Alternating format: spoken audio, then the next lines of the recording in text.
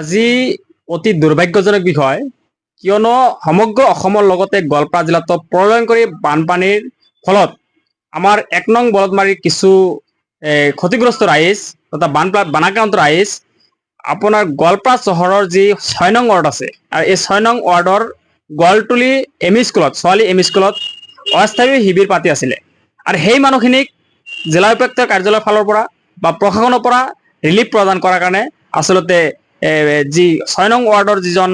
যিজনী মহিলা বা যিজনী ৱাৰ্ড কমিশ্যনাৰ আছিলে তেখেতক দায়িত্ব প্ৰদান কৰিছে। আমি অভিযোগ যিটো পাইছোঁ সেই অভিযোগ অনুসৰি আচলতে সেই অভিযোগ মতে আচলতে বানাক্ৰান্ত ৰাইজক আমি দেখা পাইছোঁ কোনোপধ্যে আচলতে পৰ্যাপ্ত পৰিমাণৰ যিখিনি বান সাহায্য দিব লাগে সেইখিনি দিয়া হোৱা নাই। তাৰ পৰিৱৰ্তে বানাক্ৰান্তৰ বস্তুখিনি নিজ খেয়াল খুচি মতে নিজৰ ৱাৰ্ডত থকা নিজৰ যি মানুহখিনি সেই মানুহখিনিক আচলতে এই বান সাহায্য দিয়া আমি পৰিলক্ষিত হৈছে। সেয়া আমাৰ ৰাইজে আমাক সম্পূৰ্ণৰূপে লিখিত অভিযোগ দিছে আৰু সেই অনুসৰি আজি আমি গোৱালপাৰা জিলা আয়ুক্ত মহোদয়ক আমি এখন লিখিত অভিযোগ দিছোঁ যে অতি সোনকালে আৰু সেয়াই নহয় এই বানাক্ৰান্ত ৰাইজৰ মানুহখিনি এই যি আপোনাৰ ৱাৰ্ড কমিশ্যনাৰে সেই কথাখিনি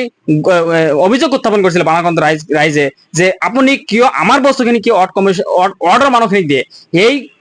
আপত্তি কৰাত বা অভিযোগ দিয়াৰ কাৰণে আচলতে সেই বানাক্ৰান্ত ৰাইজক এজনী ছোৱালী 14 বছৰীয়া এজন ছোৱালী গীতালী নামৰ এজন ছোৱালীক শাৰীৰিকভাৱে অপদস্থ কৰিছে, আক্ৰমণ কৰিছে। তাৰ আৰু এগৰাকী মহিলাকো আমি দেখা পাইছোঁ যে আক্ৰমণ কৰিছে। আচলতে যিজন আপোনাৰ ৬ নং ৱাৰ্ড কমিশ্যনাৰজনে আপোনাৰ ডলি ঘোষ, যিজন ডলি ঘোষ নামৰ এজন আচলতে ৱাৰ্ড কমিশ্যনাৰ, তেখেতৰ বিৰুদ্ধে ইতিমধ্যে আমি উপায়ুক্ত কাৰ্যালয়ত বা ৰাইজৰ হৈ আমি এখন স্মাৰক প্ৰদান কৰিছোঁ।